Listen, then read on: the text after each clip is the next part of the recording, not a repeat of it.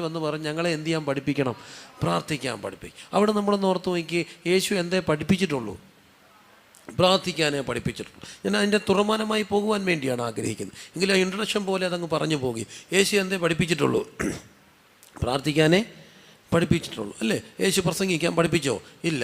പ്രസംഗശാസ്ത്രം പഠിപ്പിക്കണം. പഠിപ്പിക്കുന്ന ബൈബിൾ കോളേജുകളുണ്ട്. ഇവിടെയും ആ കോഴ്സുകളൊക്കെ കാണുമല്ലോ. പ്രസംഗശാസ്ത്രം പഠിപ്പിക്കണം. പക്ഷേ യേശു എന്തോ പഠിപ്പിച്ചില്ല? പ്രസംഗം പഠിപ്പിച്ചില്ല. പക്ഷേ യേശു എന്തോ പഠിപ്പിച്ചു? പ്രാർത്ഥന. എന്താ അതിൻ്റെ അർത്ഥം? പ്രാർത്ഥിക്കുന്നവൻ എന്തോ ചെയ്യും? പ്രസംഗിക്കും. പ്രാർത്ഥിക്കുന്നവൻ പ്രസംഗിക്കുകയല്ല, പ്രാർത്ഥിക്കുന്നവൻ്റെ ഈ ദൂതും പ്രസംഗവും തമ്മിൽ ഭയങ്കര വ്യത്യാസമാണ്. പ്രസംഗം എവിടുന്ന് വേണേലും ഉണ്ടാക്കാം, അല്ലേ? ഞാൻ കർത്താവിൽ നിന്ന് പ്രാപിച്ചു എന്നുള്ളതൊക്കെ ഇപ്പം നമ്മൾ മാറിയിട്ട് ഞാൻ നെറ്റിൽ നിന്ന് പ്രാപിച്ചതാണ്. മിക്ക പ്രസംഗങ്ങളും എവിടുന്ന് കിട്ടുന്ന? നെറ്റിൽ നിന്ന് പ്രാപിക്കും. നമ്മൾ ക്രിയേറ്റീവ് ഒന്നും അല്ല, നെറ്റിൽ നിന്ന് കിട്ടുന്ന. അല്ലേ പിള്ളേർ ഈ അസൈൻമെൻറ്റ്സ് ഒക്കെ ചെയ്യുമ്പോൾ നേരത്തെയൊക്കെ ഒത്തിരി പുസ്തകങ്ങൾ വായിച്ചായിരുന്നു എന്തോ ഇടുന്നത് അസൈൻമെൻറ്റ്. ഇപ്പം പുസ്തകമൊന്നും വായിക്കേണ്ട, ഇത് ക്യാപ്ഷൻ അടിച്ച് കൊടുത്താൽ മതി, എവിടെ കിട്ടും? നെറ്റിൽ കിട്ടും. അതുകൊണ്ട് എന്തോ പറ്റി? ക്രിയേറ്റിവിറ്റി ഒത്തിരി കുറയും. പക്ഷേ കർത്താവിൽ നിന്ന് അതുകൊണ്ട് ഒറിജിനാലിറ്റി ഇല്ല. ആരെങ്കിലുമൊക്കെ പ്രാപിച്ചതാണ് നമുക്ക് സെക്കൻഡ് ഹാൻഡും തേർഡ് ഹാൻഡ് ആയിട്ടൊക്കെ നിൽക്കും. അതൊന്നും നോക്കരുതെന്നോ കിട്ടരുതെന്നോ വായിക്കരുതെന്നോ ഒന്നുമല്ല അതിൻ്റെ അർത്ഥം. പക്ഷേ ഈ കർത്താവിൽ നിന്ന് നേരിട്ട് കിട്ടുന്നതിന് ഭയങ്കര ഒരു അതെവിടെ ചെല്ലുമെന്നറിയാം. അത് മനുഷ്യ മനസ്സുകളിൽ പരിവർത്തനം വരുത്തും. കാരണം അത് എവിടുന്ന് വന്നാൽ? ബുദ്ധിന്ന് വന്നതല്ല, അത് തമ്പുരാനീന്ന് മേടിക്കുന്ന ദൂതുകളാണ്. ഇന്ന് ഞാൻ പറയും, വളരെ വേദനയോട് പറയും, പ്രസംഗങ്ങൾ ഒത്തിരിയുണ്ട്, പക്ഷേ എന്തില്ല? ദൂതില്ല. എന്താ ഈ പ്രസംഗവും ദൂതും തമ്മിലുള്ള വ്യത്യാസം? കേട്ട് പരിചയിച്ച ഒരു സംഭവം. ഈ TPM ഹോളുകളിൽ എനിക്ക് ഭയങ്കര സന്തോഷം തോന്നി. ഞാൻ പല കാര്യങ്ങളും അവരെ മാതൃകയാക്കാൻ പറ്റുന്ന ചില കാര്യങ്ങൾ ഈ എല്ലായിടത്തൊന്നും സാംശീകരിക്കാമെന്നൊക്കെ എന്ത് ചെയ്യുക?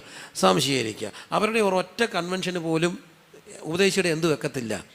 പേര് വെക്കത്തില്ല. അതുകൊണ്ട് അവിടെ ആൾ കുറയുന്നുണ്ടോ? ഇല്ലെന്നേ. അപ്പം ഈ പേര് വെച്ചില്ലേലും എന്തോ വരും? ആൾ വരും. നമുക്ക് പേര് വെച്ചാലേ എന്തോ വരത്തുള്ളൂ? ആൾ വരത്തും. ഒരു ഉപദേശിയുടെയും ഫോട്ടോ വെക്കുമോ? ഇല്ല. പക്ഷേ എന്തോ ചെയ്യാനാ? തിരുവനന്തപുരം പുത്തരിക്കണ്ടം മൈതാനത്തൊരു യോഗം നടന്നാൽ പ്രസംഗിക്കുന്ന ഉപദേശിയുടെ ഫോട്ടോ വെച്ചിട്ട് രാഷ്ട്രീയക്കാരെ വെല്ലുന്ന ഗമയിൽ അത് ചില വലിയ പ്രാസംഗികരൊക്കെയാണ് അവർ പറയും അവരുടെ ഫോട്ടോയ്ക്ക് ഫുൾ സൈസ് വേണം, ഇത്ര ഇഞ്ച് വേണം, അതെല്ലാം വന്നിരിക്കും. അവിടെ അസിസ്റ്റൻറ്റ് സെക്രട്ടറിമാരെ വിട്ടിട്ട് നോക്കും എന്തൊക്കെയുണ്ട്, പോസ്റ്റർ ഉണ്ടോ എന്ന്. എന്നിട്ട് ഈ മരത്തിലെല്ലാം ഇതെന്ത് ചെയ്തേക്കുക? തൂക്കിയിരിക്കും. മരത്തിന്മേ തൂങ്ങുന്നവനെല്ലാം ആരാണ്? ശപിക്കപ്പെട്ടവൻ. ഞാൻ ഉൾപ്പെടെയുള്ള ഉപദേശിമാരെല്ലാം ദൗർഭാഗ്യവശാൽ ഇപ്പോൾ എവിടെ തൂങ്ങിക്കിടക്കുക? സത്യത്തിൽ എനിക്കതാ തോന്നുന്നു. യേശു കർത്താവ് മരത്തിന്മേൽ നമ്മുടെ ശാപം മാറ്റാൻ കോരി. പക്ഷേ സത്യത്തിൽ മരത്തിന്മേൽ തൂങ്ങുന്നവനെല്ലാം ആരാ? ശപിക്കപ്പെട്ടവൻ. എല്ലാ ഉപദേശിയും ഇപ്പോൾ എവിടെ കെട്ടി തൂക്കിയിട്ടേക്കുക? നമ്മളെങ്കിലും അടിക്കുന്ന കൺവെൻഷനകത്ത് നിവൃത്തി ഉണ്ടെങ്കിൽ എന്തോ വെക്കരുത്. പേര് വെച്ചോ, കുഴപ്പമില്ല, എന്തോ വെക്കരുത്.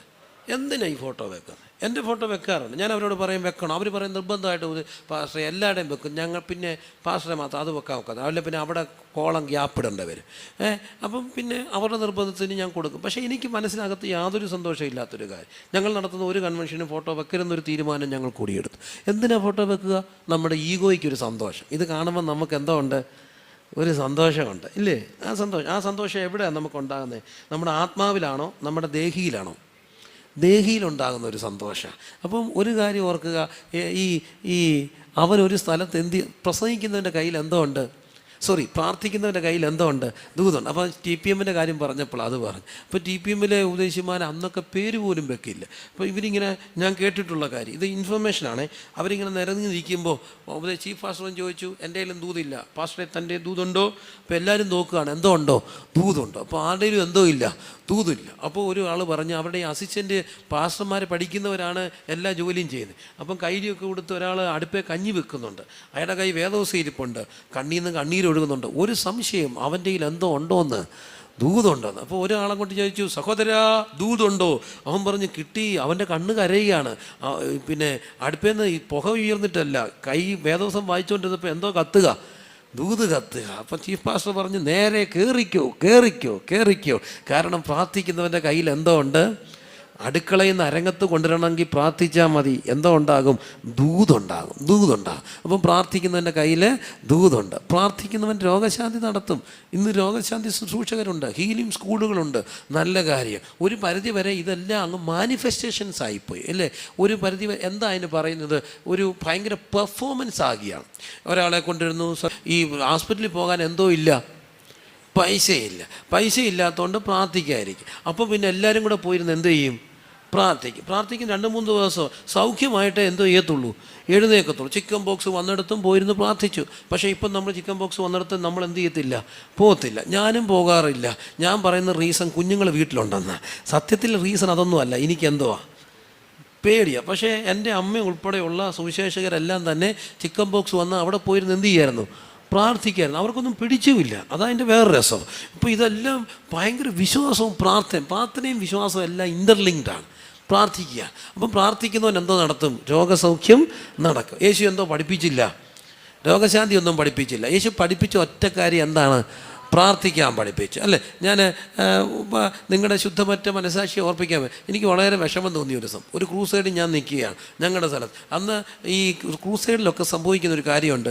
ഇവർ കയറുമ്പം തൊട്ട് എന്തിനെ വഴക്ക് പറയുന്ന അറിയാമോ? ഈ സിസ്റ്റത്തെ വഴക്ക് പറയും. ഇതിങ്ങോട്ട് കൂട്ടിക്ക്, ഇതിങ്ങോട്ട് കൂട്ടിക്ക്. പുറത്തോട്ട് കേൾക്കുന്നതിനെക്കാട്ടിലും കൂടുതൽ ഫീഡ്ബാക്ക് ഇവർക്ക് അതൊരു സുഖമാണേ. ഈ ഭയങ്കര ഇടി മുഴക്കും. അപ്പം പുള്ളിക്കാരനെ ഈ കയറിയപ്പം തൊട്ട് സിസ്റ്റത്തെ ചീത്ത വിളിക്കുകയാണ്. സിസ്റ്റം ശരിയല്ല, ഇത് സിസ്റ്റം ശരിയല്ല, ഈ സിസ്റ്റം. അവസാനം ഇതൊക്കെ വിളിച്ചു പറയാണ്, എനിക്കിന്ന് ഹീലിങ്ങിലോട്ട് കയറണമെന്നുണ്ട്, പക്ഷേ സിസ്റ്റം ശരിയല്ലാത്തത് കൊണ്ട് ഇന്ന് ഞാൻ ഹീലിങ്ങിലോട്ട് പ്രവേശിക്കുന്നില്ല. നാളെ സിസ്റ്റം ശരിയാക്കൂ, എന്തോ നടക്കും, ഹീലിംഗ് നടക്കും. അപ്പോൾ ഹീലിംഗ് നടക്കണേ എന്തോ വേണം, സിസ്റ്റം വേണം. എന്താ കാര്യം? അത് സത്യമാണ് അങ്ങേരെ സംബന്ധിച്ച്. കാരണം എന്നൊക്കെ പറയുമ്പോൾ ഡുണ്ടു ഇങ്ങനെ പോകത്തില്ല, എക്കോ ഒക്കെ ഇട്ട് പോകും. അപ്പോൾ അതിനകത്തൊരു ഒരു മാസ്മരികതയൊക്കെ ഉണ്ടാകും, ഒരു സൈക്കോളജിക്കൽ എഫക്റ്റൊക്കെ ഉണ്ടാകും. അപ്പോൾ എന്തോ നടക്കാം. പക്ഷേ ഈ പ്രാർത്ഥിക്കുന്നതിന് ഇതൊന്നും അല്ലെങ്കിലും എന്തോ നടക്കും, ഹീലിംഗ് നടക്കും. അപ്പോൾ ഹീലിംഗ് നടക്കാൻ യേശു പഠിപ്പിച്ചില്ല. പക്ഷേ യേശു എന്തോ പഠിപ്പിച്ചു, പ്രാർത്ഥിക്കാൻ പഠിപ്പിച്ചു. ഭൂതശാന്തി യേശു പഠിപ്പിച്ചോ? ഇല്ല. പക്ഷേ യേശു എന്തോ പഠിപ്പിച്ചു, പ്രാർത്ഥിക്കാൻ പ്രാർത്ഥിക്കുന്നവൻ്റെ അടുക്ക വന്നാൽ എന്തോ പോകും, ഭൂതം പോകും. ഓർത്തോണം, പ്രാർത്ഥിക്കുന്നവൻ്റെ അടുക്കൽ എന്തോ പോകും, ഭൂതം. പക്ഷേ ഇന്ന് അപൂർവമാണ് എന്തോ പോകുന്നത്, ഭൂതം. ഒരു ഭൂതം ഇളകിയ നമുക്ക് വലിയ കാണാക്കാഴ്ച പോലെ എല്ലാവരും വന്ന് എത്തി നോക്കും. എന്താണെന്നൊക്കെ കാണാൻ, അല്ലേ? ഭയങ്കര രസമാണ്.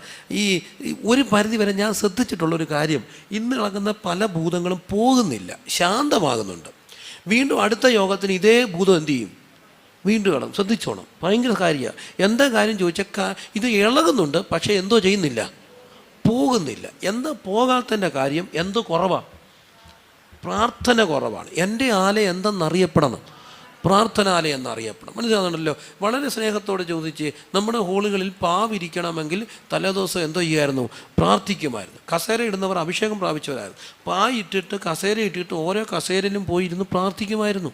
കൺവെൻഷനൊക്കെ എന്താണ്, ഇവിടെ ഇരിക്കുന്ന ആളെ കർത്താവെ നീ എന്ത് ചെയ്യണം, തൊടണമെന്ന്. പ്രാർത്ഥിച്ച് പായിട്ടു, പ്രാർത്ഥിച്ച് കസേരയിട്ടു. മനസ്സിലാകുന്നുണ്ടോ? പ്രാർത്ഥിച്ച് പായിട്ടു, പ്രാർത്ഥിച്ച് കസേരയിട്ടു. എന്നിട്ട് അവർ തലേദിവസം വന്നിരുന്ന് അവിടെ പ്രാർത്ഥിച്ചു. കർത്താവ് അത്ഭുതങ്ങൾ ചെയ്യാനായിട്ട് തുടങ്ങി.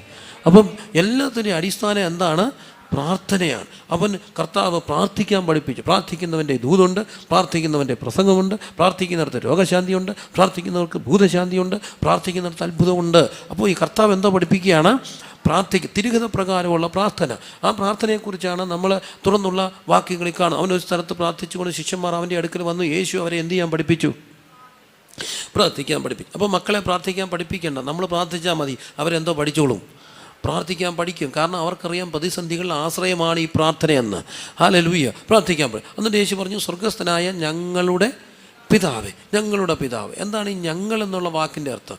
എൻ്റെ അല്ല, പിന്നെ ആരുടേതാ, ഞങ്ങളുടേതാണ്. വളരെ സീരിയസ് ആയിട്ട് ഓർക്കണം. ഞാൻ ആ ഇൻട്രൊഡക്ടറി പറഞ്ഞ് ആ തുടമാനമായ ഞാൻ എവിടെ നിർത്തിയോ അവിടുന്ന് തുടങ്ങുവാനായിട്ട് പോവുകയാണ്. എങ്കിലും നിങ്ങളെ ഒന്ന് ഓർപ്പിച്ച് അവിടെ കൊണ്ടുവന്നിരുവാൻ വേണ്ടി ഞാൻ പെട്ടെന്ന് പറഞ്ഞു പോകുകയല്ലേ. ഈ യേശു കർത്താവ് പ്രാർത്ഥന പഠിപ്പിക്കുകയാണ്. ഈ പ്രാർത്ഥിക്കാൻ പഠിക്കുമ്പോൾ ഒരു കാര്യം ഓർക്കുക, യേശു എന്തേ പഠിപ്പിച്ചിട്ടുള്ളൂ, പ്രാർത്ഥിക്കാനേ പഠിപ്പിച്ചിട്ടുള്ളൂ. സ്വർഗസ്ഥനായ ഞങ്ങളുടെ പിതാവ്. എൻ്റെ പിതാവും ഞങ്ങളുടെ പിതാവും തമ്മിൽ ഭയങ്കര വ്യത്യാസമുണ്ട്. ഇന്നത്തെ ഈ നമ്മുടെ സമൂഹത്തിൻ്റെ പ്രത്യേകത എന്താണെന്ന് ചോദിച്ചാൽ, മനുഷ്യൻ ഭയങ്കര ഹാർഡ് കോർ സെൽഫിഷാണ്, ഭയങ്കര സ്വാർത്ഥരാണ് മനുഷ്യൻ, അല്ലേ? സ്വാർത്ഥരാണ്. ഈ നമുക്ക് നേരത്തെ സ്കൂളുകളിലൊക്കെ പഠിക്കുമ്പോൾ വീടുകളിൽ ഈ പുസ്തകം നമ്മുടെ പിള്ളേരെ കളയത്തില്ല, സൂക്ഷിച്ച് ഉപയോഗിക്കും. എന്തിനാണെന്നറിയാം സൂക്ഷിച്ച് ഉപയോഗിക്കുന്നത്? അത് ആർക്ക് പഠിക്കാനുള്ളതാണ്? ഇളയത്തുകൾക്ക് പഠിക്കാനുള്ളത്. അടുത്ത പുസ്തകം പോകും. ഇത് ഇന്ന് പക്ഷേ ആരും പുസ്തകം സൂക്ഷിക്കുമോ? ഇല്ല. എന്തിനാ സൂക്ഷിക്കേണ്ടാത്ത കാര്യം? കാരണം അടുത്ത ക്ലാസ്സിൽ ചെല്ലുമ്പോൾ ആ പുസ്തകം എന്ത് ചെയ്തേ ഒക്കത്തുള്ളൂ, മേടിച്ചേ ഒക്കത്തുള്ളൂ. കാരണം എല്ലാ ദിവസവും അതിനകത്ത് വ്യത്യാസമൊക്കെ ഉണ്ടെന്ന് പറയും. ഇതെല്ലാം ഒരു ബിസിനസ് തന്ത്രമാണ്. എന്ത് രൂപ വേണം. പക്ഷെ അങ്ങനെയെല്ലാം സൂക്ഷിച്ച് വെക്കുമ്പോൾ ഇവൻ്റെ അകത്തെ എന്താ കുറയുന്നത്? ഞാനെന്ന ചിന്ത കുറഞ്ഞിട്ട് എൻ്റെ അനിയൻ എന്നുള്ള ചിന്തയോട് എന്ത് ചെയ്യുക വരികയാണ്. പക്ഷേ ഇന്നത്തെ സമൂഹത്തിൻ്റെ പ്രത്യേകത, അവർക്ക് ഈ ചിന്തകളിൽ സ്വാർത്ഥത കൂടുന്നത് കൊണ്ട് ഞങ്ങൾ തന്നെക്കാൾ കൂടുതൽ എന്താ ഇരിക്കുന്നത്? ഞാനായിരിക്കും. അപ്പം ഈ ഞാൻ കുറയണം. എന്നിട്ട് ഞങ്ങളാണ്. ഞങ്ങൾ നോക്കിയാൽ നമ്മുടെ കേരളമൊക്കെ അനുഗ്രഹിക്കപ്പെടാൻ കാര്യം വിദേശത്തേക്കുള്ള ഒരു കുടിയേറ്റങ്ങളും അതിൻ്റെ യാത്രകളും അതിൻ്റെ ജോലി സാധ്യതകളൊക്കെ തുറന്നതുകൊണ്ടാണ് ഒത്തിരി കേരളം അനുഗ്രഹിക്കപ്പെടാൻ കാര്യം. ഗൾഫ് മലയാളികൾ ഏറെ അനുഗ്രഹിക്കപ്പെട്ടു. വിദേശ മലയാളികൾ ഗൾഫിലേക്കൊക്കെ ആദ്യം പോകാൻ തുടങ്ങിയത് നേഴ്സുമാരായിരുന്നു അല്ലേ? ആദ്യത്തെ നേഴ്സുമാർ പല വീട്ടിൽ നിന്ന്, എൻ്റെ അമ്മയുടെ വീട്ടിൽ നിന്ന് ഉൾപ്പെടെ നേഴ്സുമാർ പോയി. നേഴ്സുമാർ പോയവരെല്ലാവരും ആദ്യം ഒന്നും അവർ പോയതൊക്കെ പോയിട്ട് അവർ മൂത്ത ചേച്ചിയാണ് പോയെങ്കിൽ അവർ കല്യാണം കഴിക്കാൻ ഒത്തിരി ലേറ്റായി. ആരെ കെട്ടിക്കാനാ? അനിയത്തിമാരെ കെട്ടിച്ച് അവിടെ അനിയത്തിയും കെട്ടിച്ചു.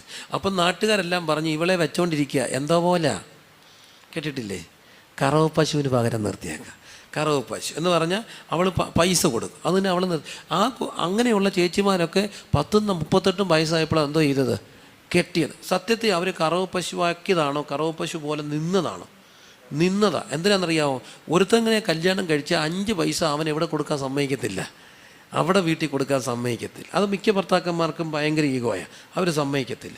അപ്പം പിന്നെ എൻ്റെ വീട്ടിൽ കൊടുക്കാൻ സമ്മതമുള്ള ഒരുത്തനെ അവൾ ഒരിക്കലും എന്ത് ചെയ്തുമില്ല, കണ്ടുമുട്ടിയില്ല. അനിയത്തിമാരെ എല്ലാം കെട്ടിച്ച് വീടും പണിത് അച്ഛൻ്റെ കാര്യങ്ങളൂടെ ക്രമീകരിച്ചപ്പോഴത്തേന് ഇവർക്ക് 38 വയസ്സ്. ഇവർക്കൊക്കെ ഭയങ്കര നൊമ്പരമാണ്.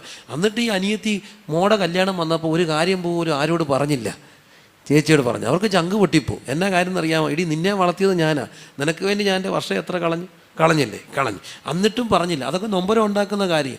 എന്നിട്ടും അവർ നിന്നത് എന്തിനു വേണ്ടിയാണ്? വീടിന് വേണ്ടി. നമ്മുടെ പല ചേച്ചിമാരും, പഴയ വീടുകളിലെ ചേച്ചിമാരും പലരും മൂത്തത് 8ാം ക്ലാസ് 10ാം ക്ലാസ് നിർത്തി. എന്താ കാര്യം എന്നറിയാം? ആരെ പഠിപ്പിക്കാനാ? ഇളയത്തങ്ങളെ വളർത്തുന്നത് ആരായിരുന്നു?